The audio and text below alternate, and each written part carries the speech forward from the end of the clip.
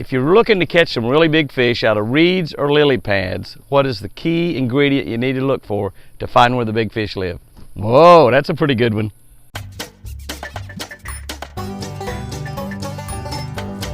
Whoa, that's a beauty.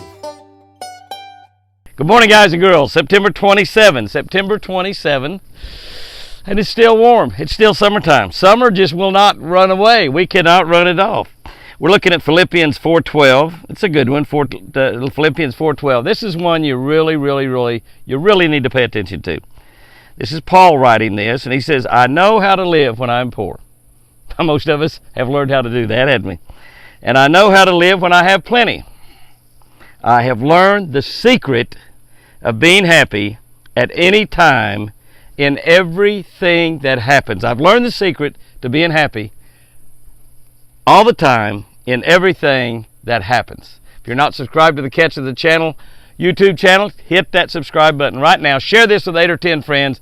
This is the most important channel on YouTube. It will literally change your life, and it'll change it for the better. It's changed mine. It's changed mine, I tell you. Just doing them. And I wrote the book. Wrote this book back in 2005, by the way. Here's what I wrote about that verse. Most of the new breed of bass tournament fishermen operate under the belief that things will change every single day. To be successful, you got to learn to adapt to the changes. Start with a plan. Make sure you have a good game plan. But realize that the key to each day's success is a moving target. Things are going to happen that you didn't expect. Things are going to happen that you're going to have to make adjustments to and change as your plan as the day goes on in order to bring a big sack of fish to the weigh-in, or sometimes to bring any fish to the weigh-in, as a matter of fact. The Apostle Paul, who wrote most of the New Testament, the Apostle Paul knew the key to happiness in everything, whether he was rich or poor, whether he was free or in prison, whether he was hungry or whether he was full, whether he was being beaten or being praised. He had learned the secret. He had learned the secret. That secret for Paul was Jesus. Very simply, that secret was Jesus. The secret is there for you and me also. Paul got his strength from Jesus, and he knew that with Christ, his joy was not in his physical being or in his circumstance.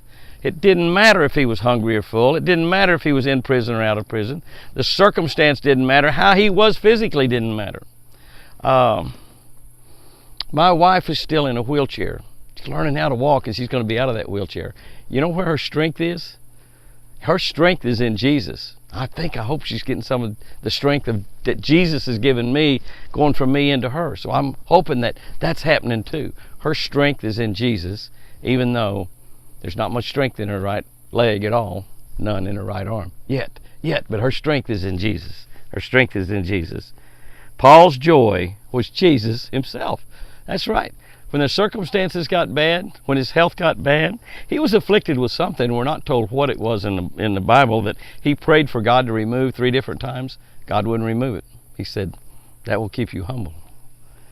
All else really pales in comparison to Jesus Christ. All else really pales in comparison to Jesus, whether it's the most wonderful thing we can ever imagine, or it is life's most dire and difficult circumstance. Everything pales when we think about Jesus. And if we belong to Jesus, if we're believers, if we belong to Jesus, we got to have joy in our heart. We have joy in our attitude. We have to be bubbling over with the love of Jesus Christ that he puts down inside of us. And when things go bad, and believe you me, they will. I've been there over and over and over and over. We're in a valley right now, but God's bringing us out of that valley. God's bringing us out of that valley. And oh, I'm so thankful, and I praise him for it every day. I know how to live when I'm poor. And I've been very, very, very, very poor. I know how to live when I have plenty. And can I tell you, I've been blessed with plenty. Just look around. And I've learned the secret of being happy. Being happy at any time in everything that happens.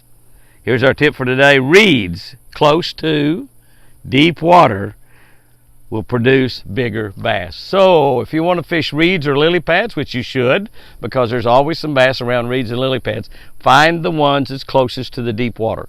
Find where the deep water goes in and touches the reeds or lily pad, the deepest water. Lily pads will normally be growing in about 5 foot of water, and they will normally be growing closer to deeper water.